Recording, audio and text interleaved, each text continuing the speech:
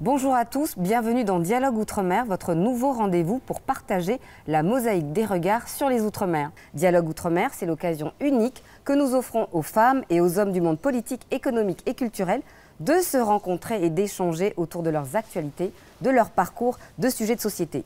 Pour ce premier numéro, c'est tout naturellement et très symboliquement que nous nous sommes installés ici au cœur du musée du Quai Branly Jacques Chirac, dans ce lieu où, depuis toujours, les cultures se rencontrent et dialoguent. Et nos invités, au parcours exceptionnel, ne dérogeront pas à cette règle, comme vous allez l'entendre. Ainsi, nous avons le bonheur de recevoir M. Philippe Vigier, ministre délégué chargé des Outre-mer. Bonjour. Bonjour. Merci d'avoir accepté notre invitation pour cette première de Dialogue Outre-mer, surtout quand on connaît votre envie pour faire bouger les lignes et votre agenda très chargé. À vos côtés, M. Thierry Déaut, bonjour. Fondateur, président et directeur général de Meridiam, un fonds d'investissement spécialisé dans le développement, le financement et la gestion de projets, présent dans le monde entier et des projets bien sûr en Outre-mer. Nous aurons l'occasion de revenir sur votre parcours hors norme et vos activités titanesques. Je précise pour nos téléspectateurs et auditeurs que vous êtes originaire de la Martinique. Madame Marie-Françoise Marinelli, bonjour. Bonjour. Merci. Vous êtes directrice des opérations de la Banque mondiale pour l'Afrique australe et plus particulièrement pour 5 pays. Je les cite, l'Afrique du Sud, le Botswana, Eswatini, la Namibie et le Lesotho. Une longue carrière au sein de la Banque mondiale. Et vous venez tout droit d'Afrique du Sud. Vous êtes là spécialement pour l'émission. Merci de nous faire l'honneur de votre présence. Pour les téléspectateurs, je rappelle juste que vous êtes originaire également de la Martinique. Nous reviendrons sur votre parcours d'excellence un peu plus tard dans notre émission. Mais avant cela, finissons notre tour de table avec celui sans qui nous ne serions pas là aujourd'hui, notre hôte du jour, Monsieur Emmanuel Casareo. Bonjour. Bonjour. Vous êtes depuis quelques années maintenant le président du musée du Quai Branly Jacques Chirac, originaire de Nouvelle-Calédonie, le premier Kanak à la tête d'un musée national, fierté de l'Océanie et des ultramarins et de tous d'ailleurs. Vous êtes très attaché au dialogue, un passeur de liens, nous aurons l'occasion d'y revenir, mais avant tout, merci de nous accueillir dans cet écrin, comme vous le voyez. Vous allez nous décrire un peu ce qu'il y a autour pour que les spectateurs et les auditeurs puissent comprendre et percevoir ce qu'il y a autour de nous. Bienvenue à l'Outre-mer, au musée du Quai Branly. C'est vrai qu'on a un vaste champ d'investigation et de mise en valeur avec ces 4 continents. Ici, on est sur la galerie Marc-Ladré de la Charrière qui fait honneur à une donation très importante qui a été faite au musée il y a maintenant 5 ans, avec cette mise en valeur assez particulière des œuvres d'une manière originale, puisque l'architecte du musée, Jean Nouvel, a créé en fait une sorte d'aura autour des objets, comme si les objets sculptaient l'espace dans lequel ils étaient. Et c'est une présentation qui tranche, qui est différente de la présentation qu'on a sur le reste du parcours, qui fait, comme vous l'avez dit, environ 5000 m² pour le plateau des collections. Vous voulez donner quelques chiffres du musée du Quai Branly? 1 300 000 visiteurs par an. Je l'ai rappelé tout à l'heure, 5300 m². Vous avez de nombreuses œuvres, 3500 œuvres d'Afrique que vous pouvez voir autour et en bas, d'Océanie, des Amériques, de nombreuses collections temporaires. Et en ce moment, c'est l'exposition Bollywood Superstar, histoire d'un cinéma indien, que l'on peut admirer jusqu'au 14 janvier 2024. Je vous y invite. Julien Rousseau, conservateur du patrimoine, responsable de l'unité patrimoniale ici, dans ce musée, nous en parle. Il répondait aux questions d'Abi Saïd Adinani. Je suis Julien Rousseau, conservateur des collections d'Asie au musée du Quai Branly Jacques Chirac et co-commissaire de l'exposition Bollywood Superstar, histoire d'un cinéma indien. Alors, l'exposition Bollywood Superstar essaie de créer un dialogue entre des œuvres et des films à travers plus d'un siècle, plus de 120 ans d'histoire du cinéma indien, depuis les premiers cinémas muets, des films à dominante mythologique, jusqu'aux grands films, gros blockbusters du cinéma de Bollywood et des autres industries culturelles, avec des exemples de films historiques par exemple, et puis bien sûr, l'exposition se termine avec les superstars qui font le cinéma indien aujourd'hui. Alors c'est une exposition qui est une grande exposition donc sur plus de 1000 m², dans laquelle vous pourrez voir à la fois des peintures, des sculptures, des œuvres d'art anciennes et contemporaines aussi, des costumes de danse, des costumes historiques, voilà, en relation avec des films dans lesquels vous pourrez voir les mêmes histoires, les mêmes personnages, les mêmes iconographies. Le musée a choisi ce sujet des cinémas indiens et de Bollywood en particulier, puisque ces cinémas indiens, finalement, ils sont connus dans le monde entier, hein, peut-être un petit peu moins en Europe et moins en France que dans le reste du monde, mais ces cinémas et ces superstars indiennes sont des superstars dans le monde entier. Alors, en termes de durée, hein, vraiment de production d'une exposition, généralement, un projet prend environ 2-3 ans. Il faut 3 ans pour bien faire une exposition, puisqu'il y a le catalogue, il y a les demandes de prêt d'œuvres, et donc c'est un projet qui demande de développer des partenariats avec des musées en France, à l'étranger, des recherches d'œuvres aussi, hein, pour voilà, trouver les prêteurs et puis concevoir tout le parcours de l'exposition. Donc généralement, une exposition, c'est un petit peu comme un film, hein. On produit voilà, à la fin ce qu'on peut en termes de place d'œuvre, et puis voilà, c'est vraiment une longue réalisation. Alors donc pour cette exposition, nous avons travaillé avec bien sûr Hélène Kessous, qui est co-commissaire de l'exposition, spécialiste des cinémas indiens. Nous avons travaillé aussi bien sûr avec le Louvre Abu Dhabi, qui était à l'origine de ce projet au départ, et donc avec qui nous avons produit cette exposition. Et puis de nombreux prêteurs, voilà, je ne voudrais pas en oublier ici. Il y a donc le Louvre Abu Dhabi, on disait tout à l'heure, le Victorian Albert Museum de Londres, le musée Guimet, la Bibliothèque nationale, le musée de l'armée, voilà, et bien d'autres encore. Eh bien, pour donner envie aux visiteurs de venir voir cette exposition, je dirais c'est une exposition qui souhaite, enfin, essaie de vous faire entrer dans cet univers merveilleux, hein, que sont les cinémas indiens, dans leurs sources d'inspiration depuis leurs origines jusqu'à aujourd'hui, aussi dans toute leur variété, dans toute leur richesse, dans leurs couleurs et dans leur manière particulière qu'ils ont de raconter des histoires. Donc bienvenue dans l'exposition et dans les cinémas indiens.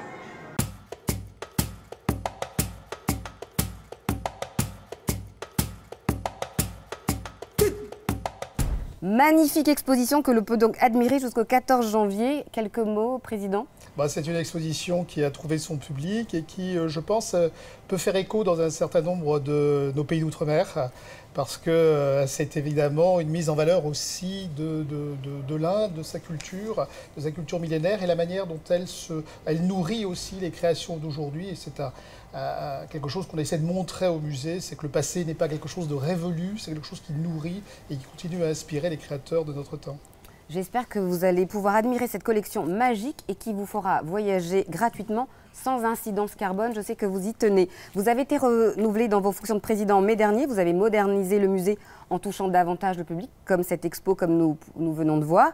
Quels sont les objectifs de votre deuxième mandat? Ouvrir davantage? Comment réinventer le dialogue? Je sais que vous y teniez. C'est d'offrir, effectivement, on a dit que le musée, ce sont des collections, mais c'est aussi une capacité à produire des expositions. On produit une dizaine d'expositions qui sont présentées chaque année dans ce musée, mais qui tournent aussi sur la planète. On a une exposition en ce moment en Espagne, on en a une à Mexico qui a ouvert il y a un mois, on est aussi en Orient. Donc c'est une vocation aussi à redonner une forme de lecture contemporaine du patrimoine, faire en sorte que ce patrimoine puisse être accessible au plus grand nombre. Et l'exposition Bollywood dont on a parlé était un bon exemple de prendre quelque chose qui est populaire et connu de tout le monde pour remonter à la racine finalement et d'en tracer les grands chemins d'origine. À quoi faudra-t-il s'attendre en 2024? En 2024, on continue à explorer d'autres univers, en particulier une exposition qui s'appelle Mexica.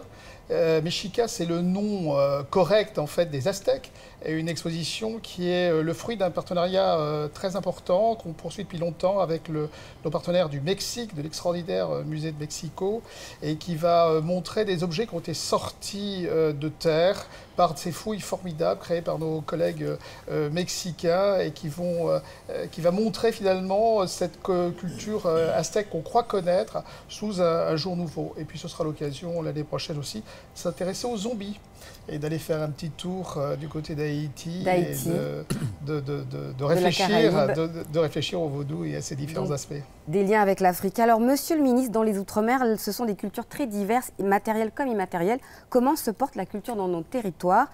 Comment elle se porte, la culture dans les Outre-mer? Écoutez, elle est très riche, très diversifiée, c'est une palette formidable. D'abord, je vais vous dire simplement un peu d'émotion d'être au musée Branly. Et vous dire que ça me rappelle mon enfance, parce que j'ai eu l'occasion de rencontrer Jacques Chirac quand j'étais un jeune garçon en Auvergne. Et je connaissais son amour immodéré pour les arts premiers, et le fait d'avoir un musée, c'est formidable. Et d'ailleurs, je pense que pour parler de la culture ultramarine qui est monumentale, eh bien, il faut aller dans un lieu un peu monumental comme celui où nous sommes pour cette émission. Et vous dire qu'elle est très riche, elle est très diversifiée. C'est quelque chose d'exceptionnel parce qu'au travers de chacun de ces territoires ultramarins, qui sont tous différents les uns des autres, quand vous êtes dans l'Indien, vous n'êtes absolument pas, bien sûr, dans la Caraïbe. Et lorsque vous êtes à Polynésie, en Nouvelle-Calédonie, là encore, vous avez une histoire, des traditions, des expressions culturelles. Vous voyez, j'ai encore en mémoire des très belles danses aux Marquises, lorsque j'étais allé au mois d'août dernier. Vous avez parlé du musée Villèle, où il y a un projet exceptionnel qui est porté par le président du département de la Réunion, Cyril Melchior. Et puis, avec les Zigotos, c'est un peu plus rigolo. Bien voilà, vous connaissez peut-être les Zigotos, cette très belle association d'amoureux de la pêche qui ont restauré ce qu'on appelle la Doris. La Doris, c'est le bateau traditionnel pour aller pêcher les morues. Et donc là, ils ont emmené, c'est petit, hein, Saint-Pierre-et-Miquelon, il y a 5300 habitants. Il y a plus de 250 adhérents dans cette association. Donc cette palette culturelle, on la voit partout. C'est aussi la richesse culturelle de la France, qui n'est pas simplement hexagonale et qui est ultramarine. La richesse de la France, totalement. Ces derniers mois ont été particulièrement chargés pour vous. Vous êtes parti à la rencontre de presque tous les acteurs des territoires ultramarins en vous rendant de la Guadeloupe, en Guyane, plusieurs fois à Mayotte, à La Réunion ou encore à Saint-Pierre-et-Miquelon, on vient de le dire. Ne reste que Wallis et Futuna finalement que vous ferez dans quelques semaines. Pouvez-vous nous partager votre vision pour les Outre-mer après ce tour des océans? Oh, il y aurait tant à dire. D'abord, territoire extrêmement attachant. Au-delà des deux entrées qu'il faut connaître, on parle beaucoup de biodiversité. 85% de la biodiversité française, elle est ultramarine. On parle de protection des récifs coralliens, 15% des coraux. Ils sont où? Ils sont ultramarins. La deuxième façade maritime mondiale, elle est constituée par qui? Par les territoires ultramarins. Ce sont des territoires qui ont des atouts stratégiques. Vous savez, on parle beaucoup à l'heure actuelle d'évolution mondiale en termes de géopolitique. Hein, il suffit de voir un peu ce qui se passe. Eh bien, lorsque vous êtes au cœur de la Jamaïque, eh bien, vous êtes à proximité du bloc américain, nord-américain, le Canada n'est pas très loin. Et puis vous avez bien sûr l'Amérique du Sud, le Brésil. Donc c'est un lieu géostratégique formidable. L'Indien, quand vous êtes bien sûr entre Mayotte et La Réunion, eh bien, vous avez Madagascar, vous avez Maurice, mais vous avez l'Inde. Donc on imagine bien qu'à l'heure actuelle, où le monde est en train de complètement de bouger, où nos repères ont totalement évolué, où on voit encore que le mur de Berlin qui est tombé en 89, et regardez l'Ukraine qui est sous l'assaut des Russes depuis maintenant plus d'une année et demie, le Moyen-Orient qui était très déstabilisé. Donc on a aussi, et chacun doit prendre conscience de cela, certains disent encore, mais les Outre-mer, tout ça, ça nous coûte cher, ça ne sert à rien, mais pas du tout. C'est une richesse formidable, une richesse sur le plan intellectuel, une richesse sur le plan géostratégique, une richesse aussi en termes... on a la chance, on a beaucoup de chance d'avoir des ressources énergétiques très importantes. Et puis lorsque vous êtes enfin en Polynésie, en Nouvelle-Calédonie, eh bien l'Australie est à 3 heures, la Nouvelle-Zélande est encore également à 3 heures. Oui, j'ai eu cette chance de tous les parcourir, sauf Wallis et Futuna. J'aurais dû y aller, mais il se trouve que j'ai dû repartir à Mayotte, comme vous l'évoquiez, 5 déplacements à Mayotte pour les circonstances que vous connaissez, mais j'irai en janvier à Wallis et Futuna. C'est l'engagement que j'avais pris devant le président de la République, d'aller voir l'ensemble de ce territoire. Parce que vous savez qu'on a un moment, juste pour terminer ce propos, très important, puisque le président a souhaité qu'on donne aussi plus de responsabilités, plus de compétences, pour que les territoires ultramarins bâtissent leur avenir, le dessinent, et avec des évolutions institutionnelles à la clé. Donc vous voyez que nous sommes à un moment charnière et à un moment majeur. Bonne transition, vous avez dit bâtir votre avenir. C'est ce que vous avez fait. Le premier bilan d'étape du comité interministériel des Outre-mer s'est tenu le 23 et 24 novembre dernier. Vous avez tenu à faire ce bilan d'étape justement pour dialoguer et pour faire le point avec les acteurs concernés. On rappelle que parmi les 72 mesures issues du CIOM, dont 10 sont déjà effectives et 15 en cours de finalisation, 4 mois seulement après son lancement.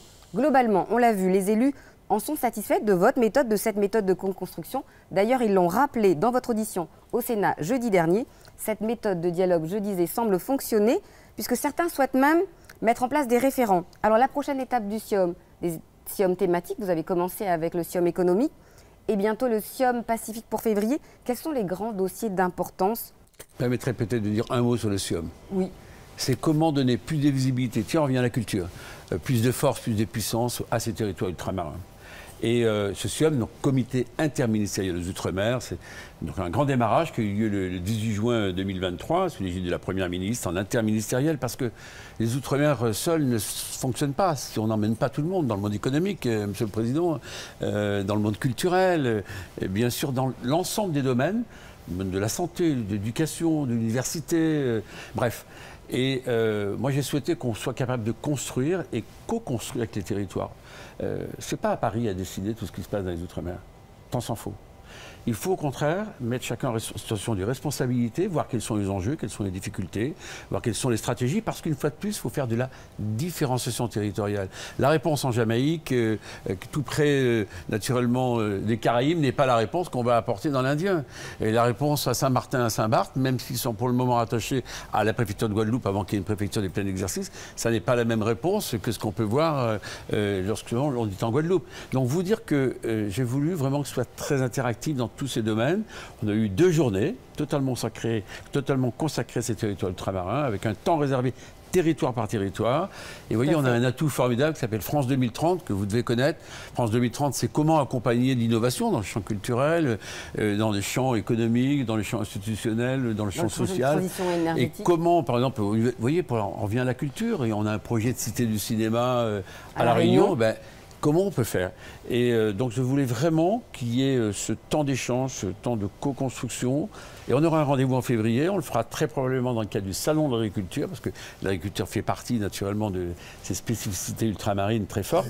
Et on aura donc ce temps d'échange. Et je trouve que le Salon de l'agriculture, qui sera encore une merveilleuse vitrine des Outre-mer, eh bien, permettra encore par ce dialogue et d'avancer encore.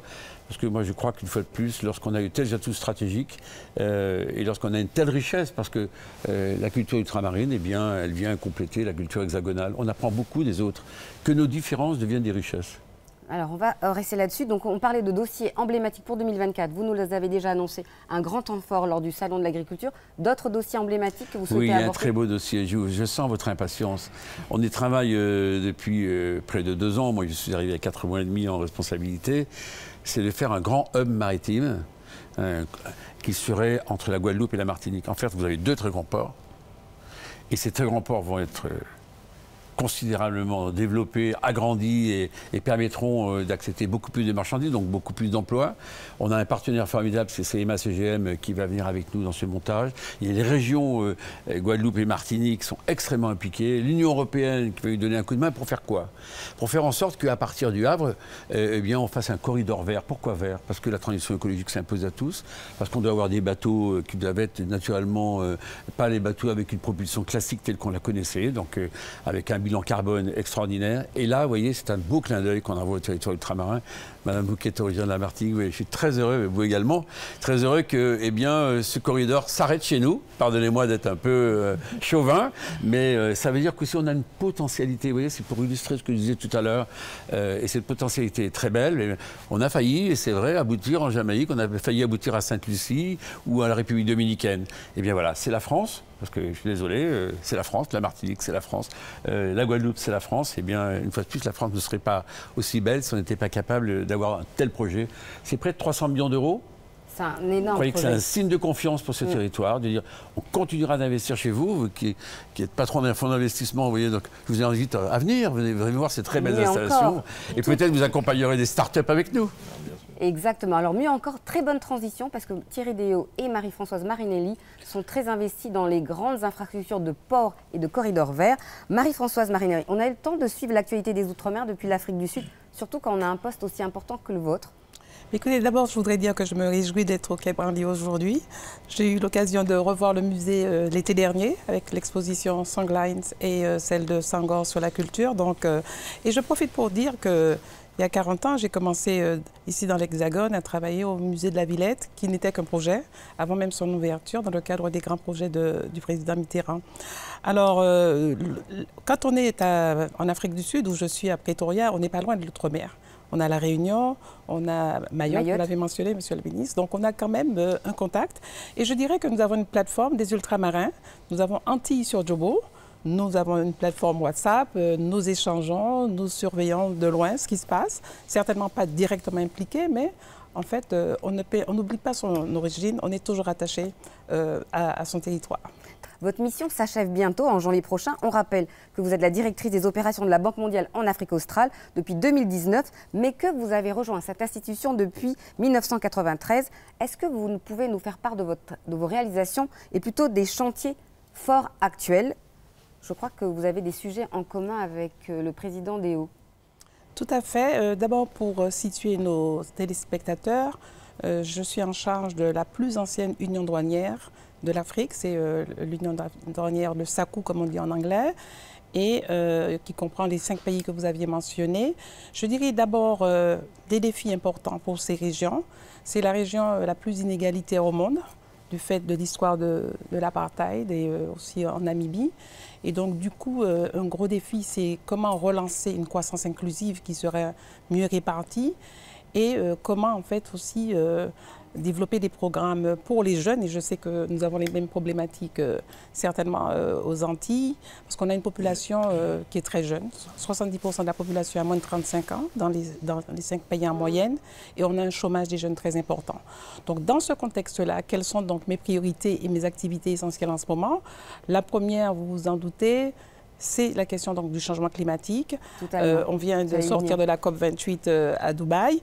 Et on a en fait l'Afrique du Sud qui est un des pays qui a un très faux taux d'émissions de gaz à effet de serre et qui doit faire en fait sa conversion de l'énergie à charbon qui constitue enfin l'essentiel donc de sa production de gaz à effet de serre, et surtout de reconstituer la capacité de production énergétique. Donc nous sommes en train de travailler avec le gouvernement sud-africain pour une grande réforme de ce qui était en fait autrefois une grande société, Eskom, qui était en fait la société de référence sur le continent. Il y a quand même 40 000 mégawatts de capacité installée. Malheureusement, seulement la moitié fonctionne. Et en ce faisant, penser effectivement à aller donc vers les énergies renouvelables. Nous avons des pays comme le Botswana et la Namibie qui sont des pays avec un potentiel énorme. Le taux de radiation solaire est le plus élevé au monde et rien n'empêche la Namibie de faire comme par exemple le Maroc a fait. Le Maroc a maintenant déjà dans son désert presque 1000 mégawatts de capacité installée. Et d'ailleurs, j'ai eu l'occasion d'accompagner les Namibiens et les Botswanais à l'occasion des réunions annuelles de la Banque mondiale à Marrakech pour voir ce qui s'était passé. Donc ça, c'est vraiment donc, le vrai défi. Comment assurer une transition énergétique au point de vue des politiques, mais au point de vue des investissements. Et je comprends que Méridiane regarde ce dossier. Effectivement, vous avez raison de le mentionner. Je voudrais quand même mentionner la question de l'emploi des jeunes parce que c'est vraiment une question qui m'empêche de dormir, si je puis dire. Parce qu'en fait, on voit ces jeunes avec énormément de potentiel. Et en fait, comment créer des opportunités, non seulement dans la qualité de l'éducation, des compétences, de les amener à être beaucoup plus actifs, réagir et saisir les opportunités. Mais aussi, on voit de plus en plus une capacité d'entrepreneuriat, de vouloir développer des startups. Et donc, je pense que c'est vraiment un chantier qui m'occupe très fortement en ce moment. Tout à fait. Alors, je me tourne justement vers Thierry Déo. Vous partagez avec Marie-Françoise Marinelli la construction de grands projets en Afrique et vos préoccupations environnementales. D'ailleurs, je devrais dire tous vos projets tournent autour du développement durable, c'est même l'ADN du groupe. Petit aparté pour nos téléspectateurs, la société de Thierry Déo a été fondée en 2005. Votre société compte aujourd'hui 11 bureaux et plus de 380 employés dans le monde, c'est bien ça. Des actifs ont créé plus de, écoutez bien quand même en nombre d'emplois, 237 300 emplois directs et indirects, c'est dire l'importance. Alors, monsieur Déo, les projets portés par Méridiane tournent autour de la transition écologique, on l'a vu, ou sont en rapport avec la protection de l'environnement, que ce soit dans les Outre-mer ou en Afrique. Pouvez-vous nous décrire en quelques mots le projet Méridiane en la matière et citer quelques exemples? Merci et bonjour à tous et ravi d'être dans ce lieu magique. La dernière fois que je suis venu, c'était pour voir l'exposition Senghor qui était très réussie d'ailleurs. La transition écologique, c'est en effet le cœur de nos préoccupations. Et là, je reviens pour parler d'actualité un peu brûlante parce que ce serait difficile de lister tous nos projets. Je reviens de la COP28 où ma préoccupation était surtout de montrer nos réalisations en matière d'adaptation parce que la transition Évidemment, il y a la transition vers des énergies renouvelables et puis aussi la question des réseaux, mais il y a aussi le sujet de l'adaptation et nos territoires ultramarins d'ailleurs sont très touchés par ces sujets d'adaptation puisque ce sont souvent des îles, hein, donc avec un sujet d'érosion côtière et donc je présentais par exemple à la COP28 ce projet d'aménagement que nous avons de la ligne côtière de Nouakchott hein, pour la protéger, adossé à un projet de développement économique des terrains dégagés par cette protection. Donc, comment rendre rentable finalement dans la durée ces sujets d'adaptation qui sont très difficilement investissables par des investisseurs privés et pour lesquels on sait que les fonds publics ne sont pas suffisants. Voilà. Donc ça c'était peut-être un exemple de projet. Et puis dans la transition écologique dans son ensemble, au-delà de soutenir ces territoires et ces pays émergents qui ont vraiment besoin d'investissements majeurs, c'est aussi le cas des territoires plus proches de nous. Donc notre investissement par exemple dans la décarbonation dans Vercors, qui est donc une méga factory de batteries dans le territoire de Dunkerque. C'est aussi important pour nous pour justement décarboner toute la chaîne et permettre l'électrification du transport finalement en Europe. Donc voilà, ce sont le type de projets que nous regardons. Mais dans les Outre-mer, vous menez actuellement 2 projets particuliers, que suit d'ailleurs Monsieur le Ministre, une centrale hydroélectrique STEP à la Martinique et une centrale solaire hydrogène en Guyane, que vous connaissez et soutenez, Monsieur le Ministre, comme je viens de le dire, et que souhaitent d'ailleurs les élus et les acteurs du territoire. Pouvez-vous nous les présenter et nous expliquer pourquoi ils sont essentiels pour ces territoires? Alors, nos territoires ont la particularité d'être isolés. Alors la Guyane, ça n'a pas l'air d'être isolé, mais c'est isolé d'un point de vue électrique et énergie, puisqu'on n'est pas interconnecté avec ses voisins. Et de fait, il faut trouver des solutions pour la transition qui sont spécifiques à ces territoires, qui demandent un passage évidemment aux énergies renouvelables, et il y a de la ressource, hein, donc ça c'est plutôt positif, mais en même temps assurer une stabilité du réseau, parce que les énergies renouvelables sont, on le sait, sont souvent intermittentes hein, et donc perturbent le réseau. Donc en Guyane, c'est à la fois une centrale solaire pour compléter la capacité de production de la Guyane en énergie renouvelable, et surtout dans l'ouest guyanais. La CEOG, la CEOG, qui connaît aujourd'hui entre 200 et 300 coupures par an, oui. Hein, souvent de plus de 2 heures. Donc on est presque dans un tiers-monde. Alors je ne dirais pas un tiers-monde, parce qu'à Joburg, maintenant, il y a des coupeurs de 2 heures à peu près tous les jours. Mais enfin, on voit bien que c'est une situation qui n'est pas... et qui est important pour le territoire. Et qui est important pour le territoire. Et puis en même temps, puisqu'on est dans l'intermittent, il y a aussi de l'innovation avec cette pile hydrogène qui va fournir l'électricité à l'heure de pointe, quand il y a peu de soleil, pour aussi permettre de stabiliser le réseau et répondre à ses besoins de nuit. Et à la Martinique, le stockage, c'est exactement aussi pour ça, répondre à la pointe et aussi permettre cette stabilisation du réseau au moment d'un développement important de l'énergie intermittente renouvelable, puisqu'il y a aujourd'hui pas mal de solaire, mais surtout individuel, mais de l'éolien aussi, qui a été développé notamment dans le nord de la Martinique de façon assez importante. Monsieur le ministre, un petit mot sur le projet de la CEOG que vous soutenez et que vous voulez voir concrétiser. Je le soutiens à plusieurs raisons. La première, c'est comme vous l'avez très bien appelé le président, malheureusement, le réseau guyanais est très fragile. On a eu une grande coupure il n'y a pas très longtemps. J'ai quelques souvenirs, évidemment, pour les entreprises, pour les usagers, pour les habitants, c'est assez insupportable. Donc il est indispensable. Il y a eu quelques difficultés, il ne faut pas qu'on se cache les choses pour faire en sorte que ces projets continuent d'avancer. Mais ça y est, maintenant, je crois que nous sommes sur le bon chemin. Il y a les fameux projets Iguane, là, naturellement, auxquels vous faisiez référence sur l'hydrogène. On va y arriver avec Ariane Espace, avec Akourou. Et donc ça, c'est un très beau projet. Mais vous savez, là encore, les territoires hexagonales, peut regarder avec beaucoup d'attention ce qui se passe dans les Outre-mer, parce que les Outre-mer sont en avance sur la transition énergétique par rapport à ce qui se passe dans l'Hexagone. Mais ça, on ne le dit pas assez.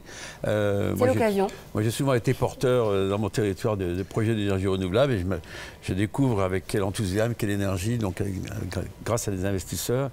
Et en plus, bon, il faut reconnaître qu'en matière éolienne, on peut faire beaucoup de choses. En matière de photovoltaïque, naturellement, c'est très important. Vous voyez, on parle de l'eau à Mayotte. Si vous voulez désaliniser de l'eau, il faut de l'énergie. Et l'énergie peut venir d'où? Eh bien, écoutez, il faut profiter du photovoltaïque, sinon c'est un coût induit très important. Donc voilà, on a plein d'investissements à faire. Puis j'ai entendu parler de piles et puis bien sûr des gigafactories. Donc si un jour vous voulez installer une gigafactory dans les territoires ultramarins, je serai votre compagnon de route à tout instant. On a des merveilleuses potentialités. J'aimerais bien rebondir sur deux thèmes évoqués par Thierry et Monsieur le ministre. Ah, je vous en prie. Ici, c'est un lieu de dialogue. Sur l'adaptation, parce que nos pays, enfin les pays dont j'ai la responsabilité en ce moment, la question de l'adaptation est très importante également. Ce que j'ai évoqué tout à l'heure, la décarbonisation, mais ce sont des pays qui ont en fait un test hydrique très élevé, très peu d'eau. Donc on a besoin donc de travailler sur l'agriculture moderne et smart, comme on dit. Et je voulais donc signaler cette question importante, non seulement sur l'eau, mais aussi sur les risques que nous avons. Vous avez mentionné Durban, on a des périodes de sécheresse et des périodes de pluie alternées qui impactent la croissance de façon très forte. Donc je pense que nous sommes en train de travailler sur la façon d'améliorer, de réduire les risques et de gérer ces risques. Et nous avons d'ailleurs à cette occasion organisé un partenariat avec la Jamaïque qui a réussi à mettre en place des systèmes très solides. Monsieur le ministre, dans le projet que vous venez d'annoncer et que j'ai hâte de découvrir, le Hub, vous avez mentionné l'énergie propre et je voulais signaler que la Namibie a un grand projet d'hydrogène vert. Il y aura en fait un corridor d'hydrogène vert entre la Namibie et l'Afrique du Sud. Et ce sont effectivement des ressources auxquelles on pense maintenant quand on pense au transport maritime. Et je vois en fait le lien sur nos différents thèmes. Et tout à fait, vous avez raison de le dire. D'ailleurs, la Réunion regarde la Namibie pour des projets et culturels et économiques, donc des liens qui peuvent se faire. Et le ministre a raison de rappeler que nos territoires d'outre-mer sont des laboratoires d'innovation et en avance sur l'Hexagone. Et c'est important de le rappeler. Monsieur Thierry Déaut, vous avez souvent dit qu'il fallait plus de projets d'infrastructures d'importance dans nos outre-mer. Quels sont vos projets à vous pour 2024? Pour 2024, il nous faut terminer et construire cette station de la CEOG en Guyane, bien sûr. La Martinique, c'est important et c'est un processus qui doit se dérouler avec la Creux.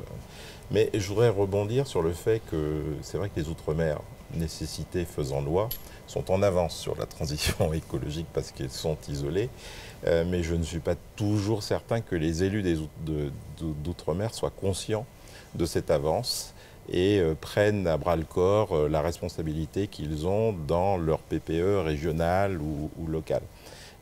Et ça, c'est bien de le rappeler, que cette avance... Je crois que le ministre acquiesce à ses propos, même s'il ne peut pas le dire. On pense que... Je peux le dire à sa place. Non, mais je veux dire à ma place, mais non, mais attendez. D'abord, La Réunion était le premier territoire à partir sur la PPE. Ça y est, maintenant, c'est en train de partir sur tous les territoires. Je vous assure que c'est un discours que je leur délivre à chaque fois. Vous savez, moi, je ne veux pas qu'on les pointe du doigt. Je veux qu'on montre ce qui marche bien. Et en matière de transition énergétique, vous parliez d'érosion du trait de côte, on le voit par exemple en Nouvelle-Calédonie, enfin on le voit partout. Et là, ils sont une fois de plus à l'avant-garde. Donc il faut les accompagner, parce que c'est pas facile. C'est plus simple pour l'Hexagone, a une concentration de moyens là-bas. On va faire des déclinaisons, notamment il y a les COP régionales, puisqu'on arrive tous en fait de la COP 28, j'ai bien compris. Il n'y a que le musée Branly qui ne s'est pas déplacé, mais il va accueillir les acteurs. Cette déclinaison régionale, il faut la faire vivre. Vous savez, c'est dans l'adhésion aux populations. Enfin, elles doivent adhérer à cette idée selon laquelle, vous évoquez le charbon, c'est un véritable drame sur le plan environnemental, avec l'émanation des gaz à effet de serre. Eh bien oui, je pense qu'on a tous une conversion à faire dans nos têtes. C'est plus facile pour les jeunes générations que les anciennes générations, mais c'est une exigence absolue, on le voit sous nos yeux à tout moment. Vous avez parlé de COP28 ? Monsieur le ministre, je souhaiterais peut-être suggérer que pour les Antilles, vous envisagez davantage d'incitations fiscales pour permettre aux populations, aux individus eux-mêmes d'utiliser ces énergies renouvelables. Quand on veut utiliser du solaire, c'est pas évident. Je vous le dis, monsieur le ministre. Je rebondis quand même sur le sujet, je disais la prise en main des élus, mais c'est aussi dans la mise en œuvre. financement. Parce que quand je dis il n'y a pas assez de projets, c'est qu'à un moment donné, il faut arrêter de réfléchir, il faut y aller. Peut-être changer de thématique prioritaire. Voilà, et mettre en œuvre, c'est aussi un enjeu important pour l'emploi. On est quand même dans des territoires où l'emploi des jeunes, en particulier, même des jeunes qualifiés, c'est une vraie problématique. Une vraie nécessité. Une vraie nécessité. Et c'est l'occasion, à la fois par l'entrepreneuriat, par les porteurs de projets, mais en créant cet écosystème pour faciliter finalement le développement de ces projets. Je pense que ne serait-ce que les procédures administratives sont plus compliquées dans les Outre-mer qu'elles ne sont devenues ici. Donc tout ce qui a été fait en votant des lois de simplification doit finalement accélérer ce développement dans les Outre-mer, mais il faut passer à l'action. C'est mon message aux élus d'Outre-mer. Voilà, c'est peut-être un message aux élus, parce que l'administration, justement, est beaucoup plus facile. Vous allez répondre. Je vais vous dire, vous avez dit tout à l'heure qu'au début de l'émission, j'ai essayé d'accélérer un peu les choses. D'abord, il y a quelque chose de nouveau. Pour la première fois, le gouvernement pense différemment. Il ne pense pas hexagonal comme il pense Outre-mer. Je m'explique. La Première ministre a donné des consignes très fermes. Dans chaque texte de loi qui sort, il y aura une déclinaison ultramarine. On ne peut pas calquer ce qui se passe dans les Outre-mer sur l'Hexagone. La deuxième chose, vous dites, c'est créateur d'emplois, il faut l'accélérer, il faut aller plus vite. J'ai déjà dit, mais je l'annonce dans cette belle émission, parce que vous êtes des acteurs économiques incontournables et majeurs, on va accélérer ce qu'on appelle l'aide à l'ingénierie. En clair, pour aider à monter les dossiers sur le plan financier, sur le plan des appels d'offres, comment on monte un dossier, qu'est-ce qu'on va chercher comme compétences, et le suivi des dossiers. Vous voyez, on va mettre 20 millions d'euros en 2024. Donc, si vous avez des projets, vous voyez que quelque part, il faut donner un coup de main à une commune, une collectivité, appelez-moi, je vous donnerai un coup de main. Et la troisième chose, madame, vous avez quelque chose d'essentiel. Là, je reconnais votre origine de la Martinique, et vous êtes sensible à ça, et vous avez 1000 fois raison. En Martinique et en Guadeloupe, qu'est-ce qui se passe? On a une perte démographique. Alors que ce sont des territoires merveilleux, avec des potentialités de développement formidables. Qu'est-ce qui s'est passé? Vous le savez mieux que moi. Il y a 40 ans, on a accéléré le départ des jeunes ultramarins vers l'Hexagone. Là, on pratique quelque chose de nouveau qui va à la rencontre des deux activités que vous portez, mais je suis persuadé que sur le champ culturel, on peut y arriver aussi. Une politique qui s'appelle cadre d'avenir. C'est quoi cadre d'avenir? On peut former des jeunes dans l'Hexagone, mais avec un contrat. Vous revenez travailler dans le territoire dont vous êtes originaire. Et ça, c'est nouveau, c'est une démarche offensive, active, parce qu'on ne peut pas continuer de vider de sa substance les territoires ultramarins. Et on doit, au-delà de l'ingénierie, donc en fait on projette des équipes pour aider à la réalisation des dossiers, donc création de valeur, donc création d'emplois. Moi, je veux absolument que les jeunes aient envie d'être là, aient envie de grandir au pays, parce qu'on ne peut pas non plus délivrer toutes les formations dans les territoires ultramarins. Et vous parlez encore une seconde de la Martinique et de la Guadeloupe. En 2024, c'est une décision que j'ai prise il y a quelques semaines, faire en sorte que des jeunes qui allaient aux États-Unis se former, qui allaient par exemple au Canada se former, on puisse apporter une aide financière, mais en échange de quoi ils reviendront également. Parce qu'il faut vraiment redonner voilà, cette appétence et donc favoriser, encourager, soutenir l'attractivité de ces territoires ultramarins. Très bonne transition. Vous avez dit soutenir, encourager. C'est exactement des projets concrets pour 2024. Elle s'appelle Maë Defaïs, cette musicienne, autrice, compositrice, interprète originaire de la Guadeloupe. Sa musique oscille entre soul et jazz qu'elle mélange avec des influences afro-caribéennes. Maë Defaïs nous prépare un beau projet pour 2024 intitulé A Deeper Ocean, un projet empli de poésie et des combats environnementaux aussi. Mangrove, c'est le titre qu'elle nous interprète maintenant, au cœur des collections de l'Océanie, et on la retrouve maintenant.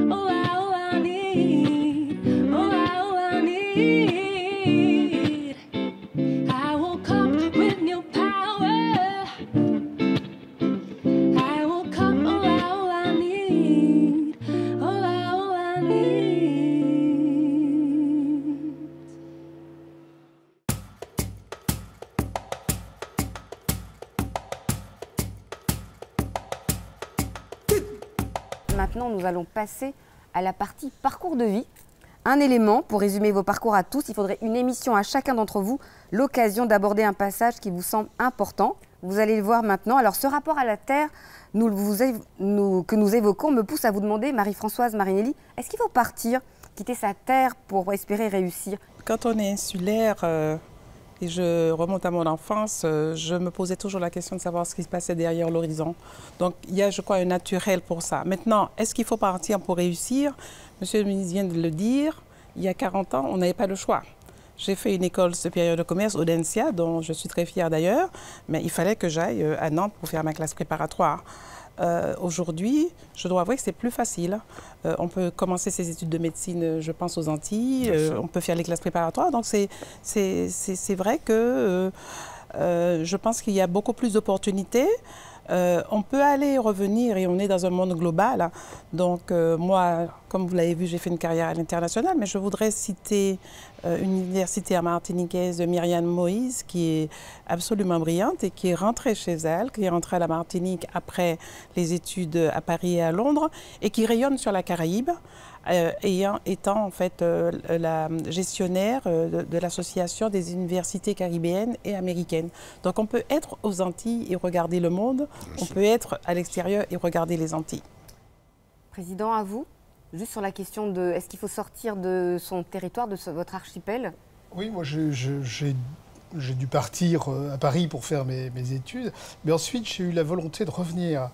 Donc j'ai travaillé pendant près de 30 ans quand même en Nouvelle-Calédonie avant d'avoir cette idée saugrenue peut-être, en tout cas de se dire après tout, et s'il y avait des choses à faire ici, et ce qui m'a amené à quitter les rives du Pacifique pour retrouver les rives de la Seine. Même chose sur la question de départ et de revenir, avant de revenir sur vos parcours? Moi, je crois que le voyage est très important. Enfin, sortir, d'abord, quand on habite sur une petite île, on a toujours envie de sortir. C'était mon cas à moi, donc le voyage, et puis ça a façonné toute ma carrière. D'aller ailleurs, j'ai vécu au moins dans 5 pays différents, au-delà de la métropole. Donc pour moi, c'est important, ça construit et c'est très bien. Alors revenir, si on peut, c'est très bien aussi. Monsieur le ministre, vous êtes enraciné dans votre territoire, vous êtes un élu de terrain, vous vous battez pour votre région, et puis la même question, mais peut-être sous un autre regard. Écoutez, moi j'ai grandi en Auvergne, la deuxième partie de mes études, j'ai fait à Paris. Vous savez, quand on est dans l'Hexagone, souvent on doit aller chercher à 300-400 km l'école qui va bien. Donc, mais là, ce qui est formidable en étant en charge des Outre-mer, c'est d'avoir un autre regard sur le monde, de voir cette France absolument formidable, cette démocratie merveilleuse dans laquelle nous vivons et que souvent on ne cajole pas assez. On devrait beaucoup plus être fiers de ce que nous sommes. On a des difficultés comme partout. Mais vous savez, on parle de culture. Vous savez, moi, je suis très fier aussi de m'occuper d'un ministère dans lequel le soutien à la politique culturelle est très fort.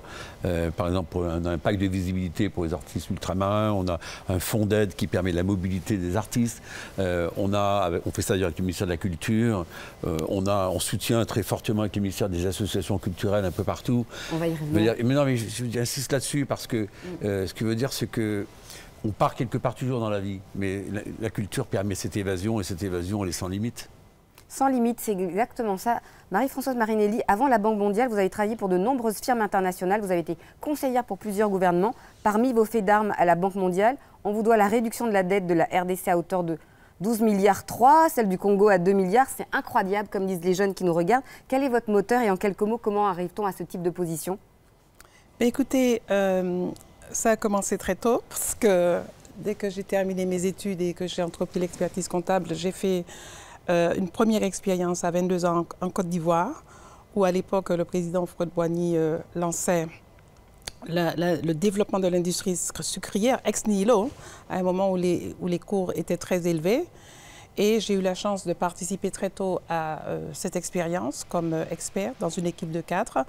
Et je pense que là, j'ai tout de suite pris le goût pour le développement et ça a façonné toute ma carrière.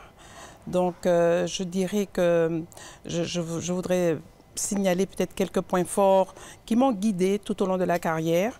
Le premier, donc, ça a été cette première expérience africaine qui m'a permis de découvrir un continent qui m'est très cher. Et ensuite, à la Banque mondiale, véritablement des étapes très très importantes. La première a été dans les années 90, peut-être que vous vous souvenez, il y a eu le fameux sommet de la Baule entre le président Mitterrand et l'Afrique, où pour la première fois, je pense, l'aide publique française a été liée à la démocratisation. Donc ça a en fait généré toute une réflexion sur la remodélisation des économies africaines et j'ai participé à cette expérience en Afrique de l'Ouest, particulièrement en Côte d'Ivoire.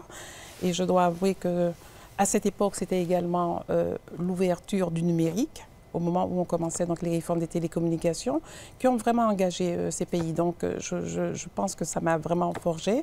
Deuxième temps fort, c'est la question de l'intégration. C'est en fait moi qui ai monté le programme d'intégration régionale pour la zone africaine. Aussi bien, et on revient sur les réseaux, parce qu'en fait on a travaillé sur le développement du marché d'énergie de l'Afrique de l'Ouest. Et j'insiste parce que vous savez qu'il y a eu des moments difficiles de guerre en Afrique de l'Ouest entre la Côte d'Ivoire et le Mali. Il n'y a jamais eu une seule rupture d'approvisionnement pendant des périodes difficiles. Donc l'intégration, c'est ça en fait, c'est non seulement sur le plan économique, mais les peuples, et aussi bon, bien sûr en Afrique australe où nous avons travaillé sur cette intégration donc, du réseau énergétique qui porte d'ailleurs le continent. Aussi, donc, peut-être pour illustrer rapidement dans le cadre de l'intégration, l'ouverture du marché aérien des transports. Donc vraiment, le façonnage du continent, l'ouverture. Et bien sûr, plus récemment, j'ai appliqué évidemment cela à toutes mes interventions pays. J'ai été directrice pour le Nigeria, le Maghreb, maintenant l'Afrique australe, et vous avez mentionné la RDC, dans un moment de post-conflit qui a été vraiment déterminant pour aider les pays à se remettre debout. On vous doit également de grandes infrastructures. Je pourrais citer l'oléoduc au Tchad ou dans d'autres pays africains. En tout cas, vous avez participer à la construction de ce territoire. Un autre parcours incroyable, c'est vous Thierry Déaut. Aujourd'hui, Meridiam, c'est la gestion de plus, notez bien, 18 milliards de dollars d'actifs, plus de 100 projets en cours de développement, de construction ou d'exploitation. Et comment vous en êtes arrivé là? Quel était votre moteur également? Même question. Alors, vaste question. Comment on arrive... Et encore, je vous interromps, mais je n'ai pas rappelé que vous avez été dans des institutions comme la Caisse des dépôts ou Engie, il me semble, ou EDF, pardon, en tout cas des institutions publiques, où vous avez travaillé vous-même avant de construire cet empire. Est-ce que je peux utiliser le mot empire? Enfin, c'est peut-être un peu exagéré, mais... Enfin, je crois que je n'ai pas cité. Quel territoire j'ai pas cité? Alors, c'est plutôt 22 milliards que 18 d'ailleurs. Mais, 22 milliards, alors on corrige, c'est 22 milliards plutôt que 18. Non, mais bon, comment on y arrive? D'abord, le message pour les jeunes, c'est qu'on n'y arrive qu'en travaillant. Il n'y a pas tellement de miracles. Il y a peut-être des rencontres de gens bien intentionnés ou bienveillants qui accompagnent les parcours. Mais à part le travail et l'acharnement, il n'y a pas tellement d'autres solutions. Ensuite, comme je disais, le voyage, d'abord, on parlait de constructeurs de ponts. D'abord, j'aurais voulu toujours en construire, c'est pour ça que je suis devenu ingénieur des ponts. C'est l'école du développement durable par excellence depuis 275 ans. Et voilà, ça m'a porté. Et le fait de faire des projets ailleurs, c'était... aussi dans mes aspirations.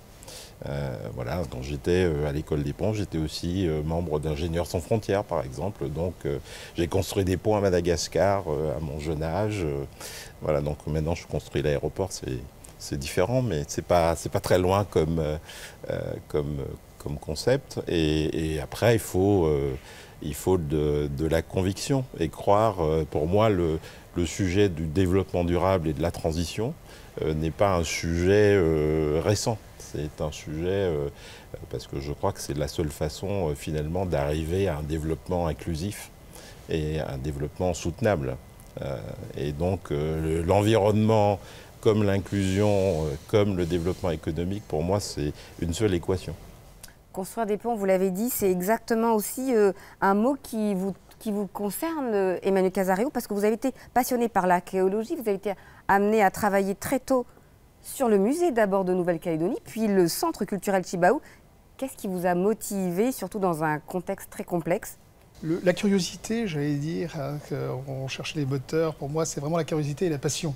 Il faut avoir le goût de ce qu'il y a derrière la colline, de ce qu'il y a au-delà de l'horizon. Et puis après, il faut s'y tenir et il faut avoir une certaine passion.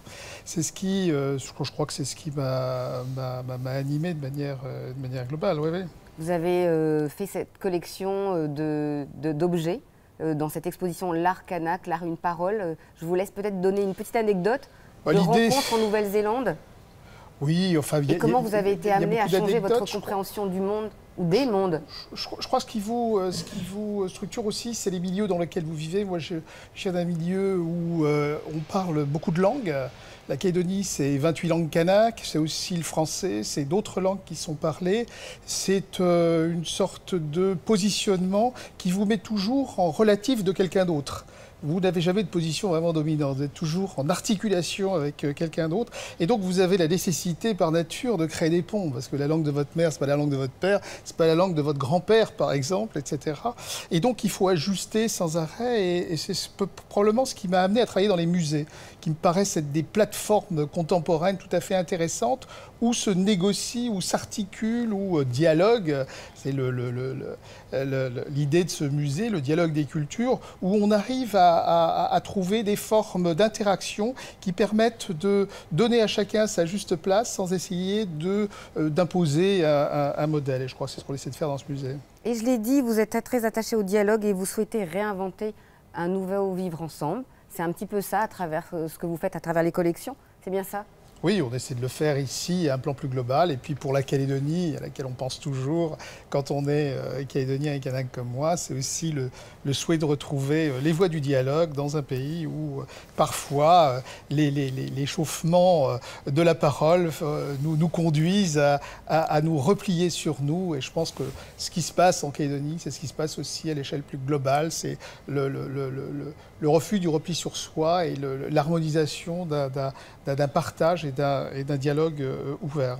Dialogue ouvert. Monsieur le ministre, vous avez choisi, vous, après un parcours scientifique de santé biologiste, il me semble, d'être un élu de terrain, maire et député, une façon de participer à la construction des territoires. Est-ce que ça facilite finalement pour vous, pour les arbitrages et les négociations avec nos élus? Il faut beaucoup travailler. Moi, je veux dire à la jeunesse, je vais leur envoyer un beau message. Rien n'est écrit. Rien n'est écrit. Simplement, on construit sa vie.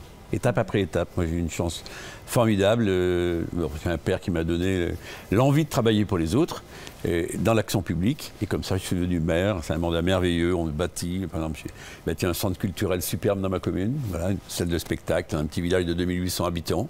J'ai rénové un prieuré. Enfin bref, fait plein de choses. Pas des ponts, mais des schémas d'interconnexion d'eau. Vous voyez, donc des tuyaux, des usines de traitement d'eau. Bon, bref. Et ça permet sur tous les champs, là encore, d'être au plus proche de nos concitoyens et simplement de leur apporter des réponses sur leur vie quotidienne. Après, quand vous devenez également conseiller régional, donc là, vous faites plus à l'échelle d'une région, avec des infrastructures plus structurantes, comme on dit, en matière aéroportuaire, en matière de formation, en matière universitaire.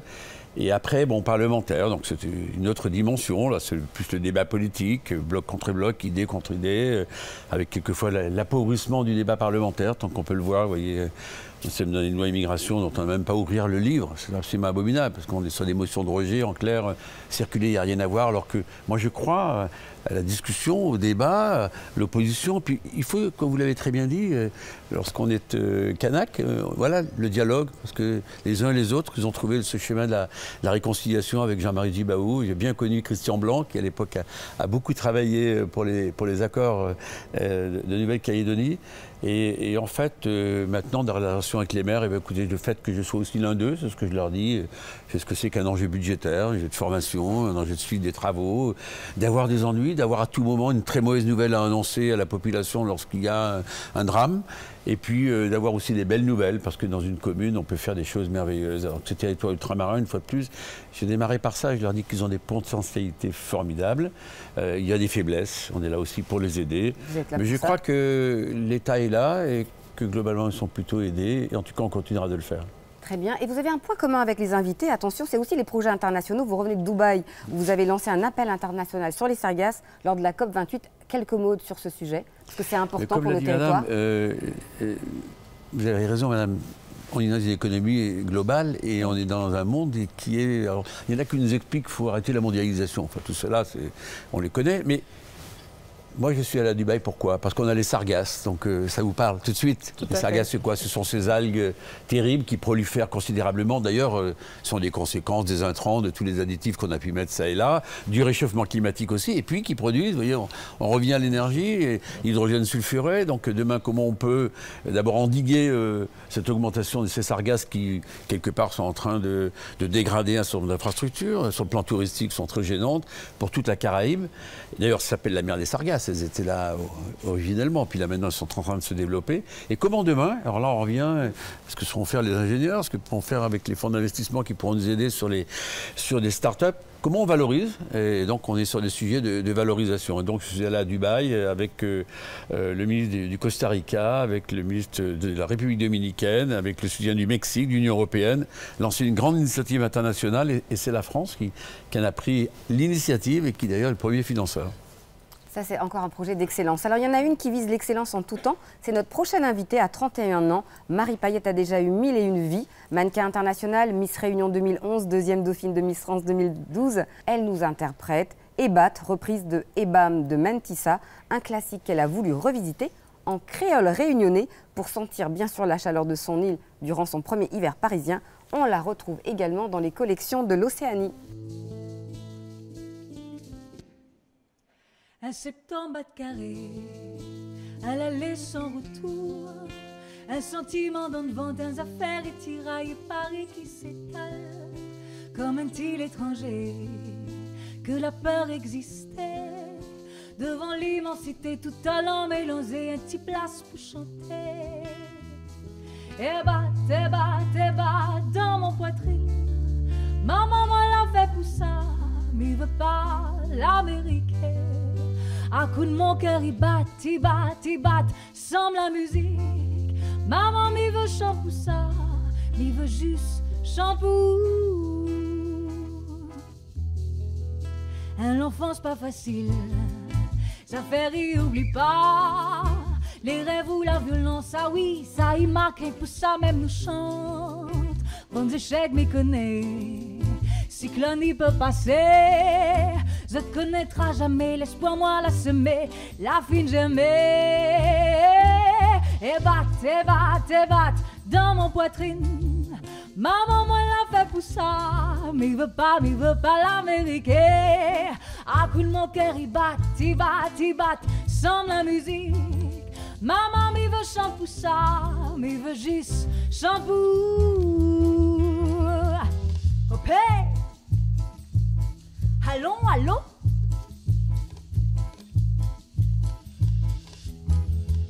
Mais sans un mot vivant, mais ça chante encore plus fort. Balai, bon doute, bon pleurs, bon pourquoi.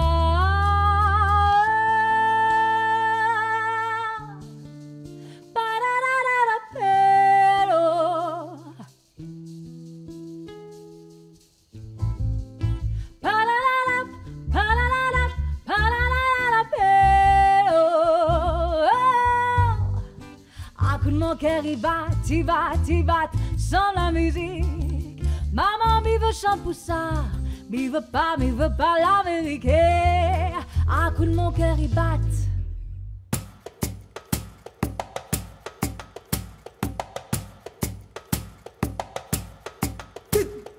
Et maintenant, place à la partie avenir, jeunesse, échange, conseils, anecdotes pour notre jeunesse, inspirer la future génération. Trouver sa voie n'est pas simple, il semble qu'il n'y a pas eu de problème pour vous.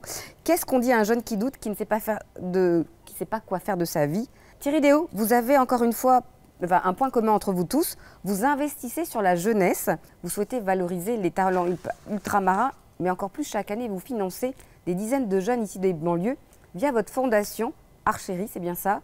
L'idée de la Fondation Archery, c'est de construire des parcours d'accompagnement de 10 ans, parce que je pense que la durée est importante, qui commence assez tôt, c'est-à-dire plutôt des jeunes du collège, de la fin du collège, où c'est encore possible, pour à la fois les accompagner avec un mentor, mais aussi sur le plan financier, sur le plan de la découverte, parce qu'ils ont à la fois un parcours personnalisé, et puis un parcours en commun, puisqu'il fonctionne un peu en promotion. Et puis ces promotions voyagent, découvrent des choses, rencontrent des gens pour leur parler d'environnement, de vivre ensemble, voilà, avec un objectif de vraiment se concentrer sur les objectifs de développement durable essentiels aujourd'hui au vivre ensemble, mais qui leur ouvrent des portes et des accès à des choses voilà, donc qui sont du 18e arrondissement de Paris, parce qu'on n'a pas l'air, mais quand on habite à la Goutte d'Or, enfin j'y ai jamais habité, mais quand on arrive à la place de l'Opéra, ça a l'air d'être un autre monde, c'est ce que j'ai découvert en voyant ces jeunes, mais c'est aussi vrai à Saint-Denis, à Sarcelles, dans les quartiers de Marseille, et c'est très important de donner cette perspective de c'est possible, il suffit de travailler, voilà. Ça, c'est essentiel. Vous les aidez à la fois dans la construction d'universités, que ce soit dans des programmes d'entrepreneuriat et également sur la jeunesse. Pour 10 ans, c'est énorme. Monsieur le ministre, de votre côté, vous soutenez la jeunesse à travers de nombreux programmes, l'ADOM et de nombreuses associations. Peut-être quelques mots sur les programmes que vous mettez en place. Vous avez prononcé l'ADOM. Je ne sais pas si tout le monde sait ce que ça veut dire. C'est l'aide à la continuité territoriale. En clair, comment payer une partie des billets d'avion. Pour 2024, on augmente de 40% le budget, on passe de 70 à 93 millions d'euros. Et surtout, pour les jeunes, vous parliez des jeunes à l'instant, bien sûr pour les étudiants, mais quelqu'un qui, par exemple, à 30 ans, veut changer de métier, eh bien, on prend en charge également son déplacement, sa formation, il revient. Donc, vous voyez qu'on est sur des sujets beaucoup plus offensifs, parce que vous avez raison, tout n'est pas tracé, je disais tout à l'heure, à 18 ans ou à 20 ans, il faut se remettre en question et en travaillant et en trouver la voie. Ce qu'il faut, c'est trouver une main sur le chemin qui vous accompagne et qui vous accompagne dans la durée. Et moi, je suis sensible à cet argument-là. On a également une deuxième expérience ultramarine qui est absolument exceptionnelle, ce qu'on appelle le RSMA, c'est le service militaire adapté. 7200 jeunes. 7200 jeunes qui, pour 85% d'entre eux, au bout de 8 mois de formation, sortent avec les permis de conduire, quasiment un passeport pour trouver un boulot derrière. Donc là, je vais accélérer. Je vais leur faire passer un brevet national de secourisme. Je vais leur faire passer un brevet élémentaire des premiers degrés pour être surveillant de baignade. Je vais leur faire passer un brevet d'aptitude à la formation d'animateur. Enfin bref, des petites armes complémentaires. Et puis si on peut faire un pont avec la culture d'une façon ou d'une autre, on le fera. Il faut leur faire confiance. Et la troisième chose, et quelque chose de très sensible, parce que j'ai lancé il y a 8 ans un village de start-up. Et c'est que je ne veux pas non plus que les start-up, ça soit réservé à l'Hexagone. Donc là aussi, on va être extrêmement offensif pour leur donner les coups de main. Quelques projets n'aboutiront pas, c'est pas grave. L'essentiel, c'est aussi qu'ils sachent que s'ils ont une idée, ils peuvent aller au bout de leur rêve. Je crois qu'il faut aussi remettre ce mot rêve quelque part dans toutes les têtes. Et vous disiez tout à l'heure, tout le monde n'est pas né dans le 16e arrondissement. Donc aussi, c'est à nous à ouvrir sur le monde et à donner une chance complémentaire à tous ces jeunes-là. Ils le méritent. Vous avez raison. Et à noter, le ministère des Outre-mer finance les start-up lors de la tenue de grands événements internationaux ou nationaux. Comme à la station F, dans le 13e arrondissement chaque année. Exactement. Alors, Monsieur Casaré, pour vous, la jeunesse est très important. J'ai eu l'occasion de vous voir auprès des jeunes polynésiens, par exemple, en toute humilité, comme vous avez l'habitude de le faire. Et vous innovez peut-être avec des programmes de résidence, programmes sonores. Est-ce que c'est pour les jeunes aussi pour D'une manière générale, un musée comme le nôtre a une très importante politique en direction de la jeunesse. Et au-delà de la jeunesse, c'est la famille aussi, parce que c'est la famille qui prescrit. Alors on peut avoir des trajectoires individuelles formidables, mais c'est aussi le milieu familial. Sentir qu'un musée comme celui-ci, tout le monde est bienvenu. Et il n'y a pas de requis, il ne faut pas avoir fait Polytechnique pour entrer dans un musée comme le nôtre. Donc faire en sorte que les gens se sentent bien, c'est tout un travail qu'on fait. On fait aussi un gros travail de projection avec un dispositif qui s'appelle Atelier Nomade, qui permet d'envoyer des collections aussi. Alors, en général, on est dans le grand bassin parisien, mais dans des régions où effectivement Paris semble sur une autre planète. On n'y va pas naturellement. Et en tout cas, les grands équipements nationaux paraissent être faits pour d'autres personnes. Là aussi, rapprocher, créer des couloirs aussi, avec tout bonnement avec les municipalités, avec des bus, pour faire en sorte que les gens découvrent et se sentent accueillis. Et puis plus largement avec des fondations comme la fondation Martine Aublet, qui permet de donner des bourses à des jeunes chercheurs en sciences humaines et qui s'intéressent, qui veulent aller sur le terrain. C'est de plus en plus compliqué. Ou des fondations comme la fondation Éléonore de la Charrière, qui permet aussi de créer des ponts entre des univers qui n'ont pas forcément vocation à se rencontrer, et faire en sorte que aussi on recherche la relève aussi pour des gens comme nous, faire en sorte que cette le domaine de la culture soit aussi un domaine où on peut se penser légitime qu'on vienne d'un territoire d'outre-mer ou qu'on vienne d'un autre endroit de l'Hexagone. C'est quelque chose de possible, il faut le vouloir, il faut s'en donner les moyens, et puis les choses adviendront peut-être. La relève, vous l'avez dit, avec vous, Marie-Françoise Marinelli, pour vous aussi, soutenir est essentiel. Vous avez mis en place des bourses pour aider les jeunes et vous allez même continuer cet engagement après votre mission. Peut-être quelques mots? Écoutez, je souscris à tout ce qui a été dit. D'ailleurs, moi, comme je le disais tout à l'heure, je suis diplômée d'Audencia et j'ai contribué à la fondation Audencia. Il y a 2 semaines, j'ai reçu un petit retour d'un étudiant qui a cette vidéo qui a pu aller en Allemagne. Faire sa formation pratique et vraiment donc c'est cela. Et je dirais que moi-même aussi j'ai bénéficié de la Fondation Rotary. C'est comme ça que j'ai pu aller faire des études aux États-Unis et finalement avoir un diplôme. Donc je crois qu'on doit être toujours avec eux, toujours les motiver. Ce que je dirais en plus de ce qui a été déjà dit, c'est surtout que le succès, c'est évidemment le succès dans la start-up, mais il faut aussi qu'on dise le succès c'est tout. On peut être un chef. Moi j'ai vu des chefs cuisiniers qui ont réussi partout et on avait tendance à peut-être ne pas considérer les métiers techniques. Donc mon message, c'est oui pour les start-up. Et je suis vraiment très fière d'avoir accompagné un réseau des start-up au Maghreb quand j'étais directrice. Mais comment faire en sorte qu'on ouvre ces possibilités et qu'on leur montre que le succès, en fait, est multiforme. Multiforme, c'est un peu ce qu'a dit le ministre avec le SMA, puisqu'il touche un petit peu à ce domaine. On arrive à la fin de notre émission. Est-ce qu'après tous ces échanges, il y a une anecdote que vous avez envie de partager avec nous, une histoire qui vous a fait grandir, sourire et réfléchir? Un tour de table rapide. Monsieur le ministre, à vous. J'aurais tellement d'anecdotes, mais je vais vous dire une qui m'a marqué particulièrement. J'étais petit garçon, vous voyez, on parle beaucoup, on nous ramène à l'énergie, on nous ramène aux problèmes climatiques. Et vous savez peut-être que dans l'Hexagone, il y avait des très grandes crues de la Loire et de l'Allier.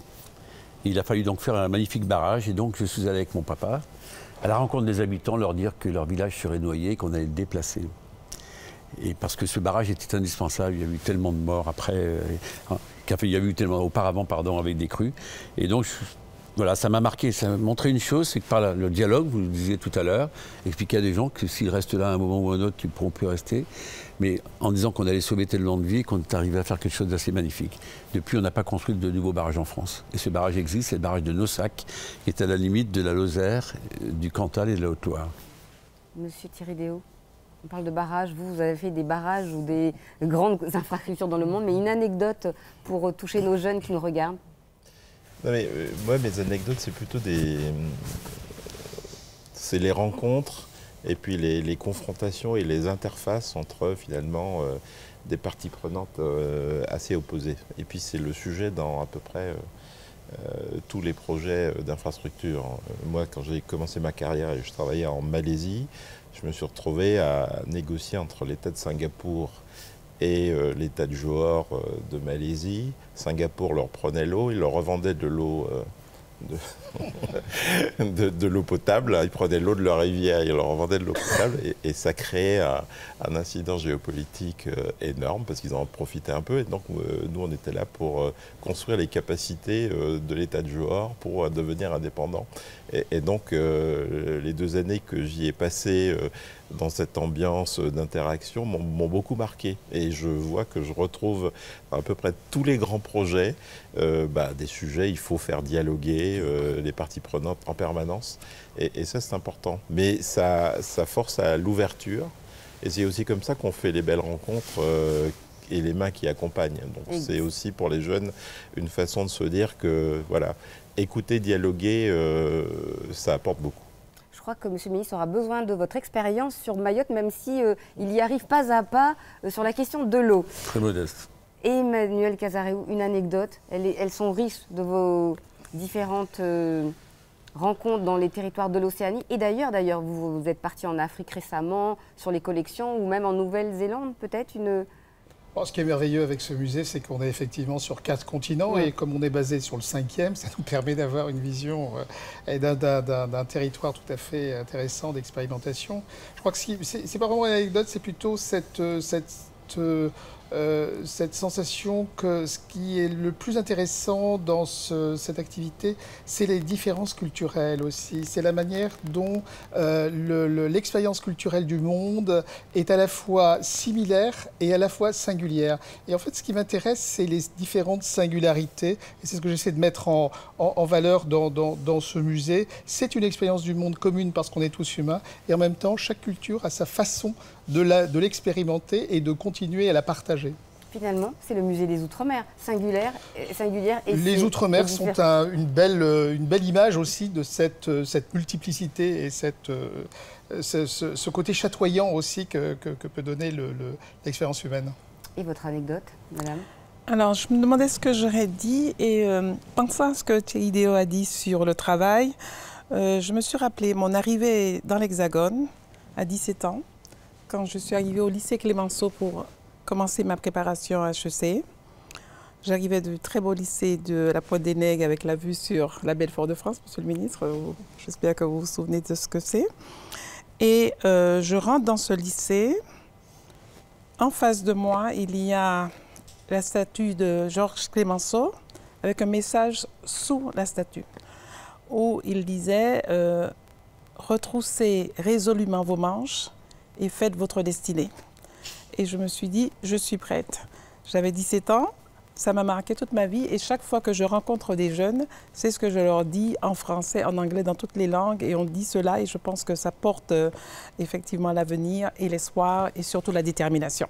Très beau mot de conclusion, retroussez vos manches. Alors merci à vous tous d'avoir été des nôtres pour cette première de Dialogue Outre-mer avec vos parcours tous exceptionnels, tous autour de la table, des bâtisseurs de ponts au sens propre comme au figuré, avec vous tous, pour tous, cette envie forte, cette énergie de transmettre et d'aider la jeunesse et avec humilité de participer à la construction de nos territoires. Dialogue Outre-mer, c'est un peu de vous tous pour mieux comprendre nos territoires, pour montrer les femmes et les hommes pour préparer demain. Merci aux équipes techniques de Merapi, des équipes de la radio, de toutes les équipes d'Outre-mer 360 et bien sûr un spécial remerciement aux équipes du musée du Quai Branly. C'est la fin de Dialogue Outre-mer. On se retrouve très vite pour un nouveau rendez-vous avec encore plus d'invités. Restez connectés sur Outre-mer 360 et Outre-mer 360, la radio. Merci à vous tous. Merci beaucoup.